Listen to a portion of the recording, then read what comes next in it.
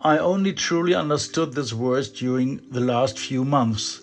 An elderly lady once said to me, "But now I finally know what the Apostle Paul meant with these words."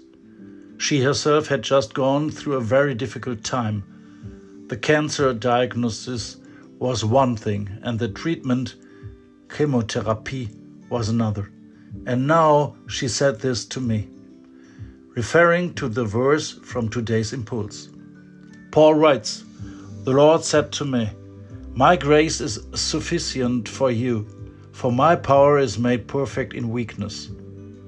I will probably never forget that conversation, because you could clearly sense that for this woman these were no longer just pious words, they had become lived experience. As long as a person is strong, healthy, full of possibilities and plans, such words are often understood only intellectually. But when strength suddenly fades, when life pushes someone to their limits, when fear and helplessness enter life, then words like these gain a completely different weight. Paul himself knew this as well. He experienced it that God does not simply remove every burden, that not every prayer immediately leads to healing.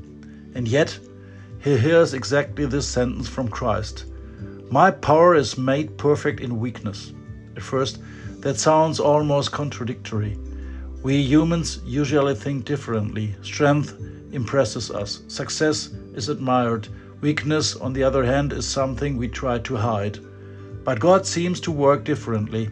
Precisely where a person can no longer do everything by themselves, where they reach their limits, where their facades collapse, exactly there, room suddenly opens for God's power. And perhaps that was the secret of this elderly lady. She had learned that God does not carry us only when we are strong. He carries us especially when we have become weak. For God's grace is not only enough for the good days, it also carries us through illness, fear, and difficult times. And sometimes we truly understand that only when life itself has brought us to the edge of our own strength.